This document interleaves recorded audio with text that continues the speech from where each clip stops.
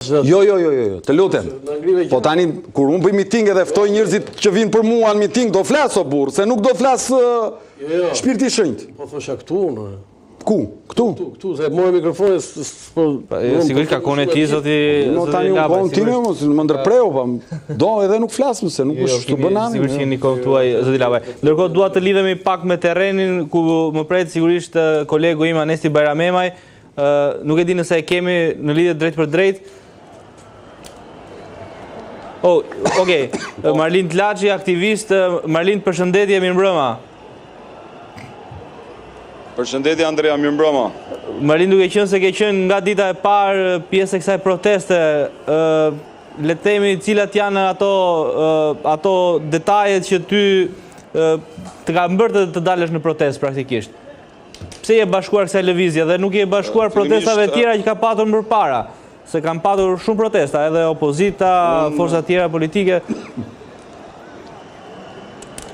Duke qenë se nuk jam e atashuar në asnjë forcë politike, partijake, sigurisht që kjo më ka bërë që mos të atashohem në protestat e mëparshme, por jam atashuar kësaj proteste për arsye sepse kjo është një protestë popullore e cila piknisjen e kishte nga ngjarjet kriminale në Zvërnec. Mos harrojmë u mor një qytetar zvarr dhe policia e shtetit bënte se hir, duke parë bandat e policive security që në gjykimin tim më tepër janë krijuar si milici private të cilat sfidojnë edhe shtetin. Nga ana tjetër duhet të them që në protestat në vijim kemi parë një energji të jashtëzakonshme, ka pjesëmarrje popullore, qytetare, të cilët janë shesh pasi kanë kuptuar se Zvërneci ishte pika që mbushi gotën e patronazhimit, gotën e berishizmit, gotën e politikës vjetër, gotën e mashtrimit kombëtar, gotën e korrupsionit, gotën e oligarkisë, dhe për këtë shkak jam këtu si një qytetar i lirë që i kuptoj vërtet le të themi përgjegjësitë qytetare dhe përgjegjësinë kombëtare. Dhe gjej rastin që të ftoj sa më tepër qytetarë që të bëhen pjesë e kësaj proteste, të anashkalojmë të gjithë krahët politik, bindjet ideologjike dhe të bëhen pjesë e sheshit. Kjo për shkak se varet fati i Shqipërisë, mos harrojmë kemi një kryeministër i cili dita ditës po hell tezën e kolonializimit të Shqipërisë, po hell tezën e shitjes së tokës shqiptare, dhe këtij kryeministri duhet thënë se për tokë shqiptare nuk ka negociata. Gjithashtu gjej rastin që forcat e reja politike të cilat pretendojnë pushtetin të mësojnë nga gabimet e politikës vjetër dhe mos ta konsiderojnë popullin një popull dele ashtu siç jemi mësuar këto 35 vite nga klani mafioz Rama Berisha. Ka konsideruar Zelaçi? Edhe një lutem? Për kë keni eksaktësisht? Për forcat e reja?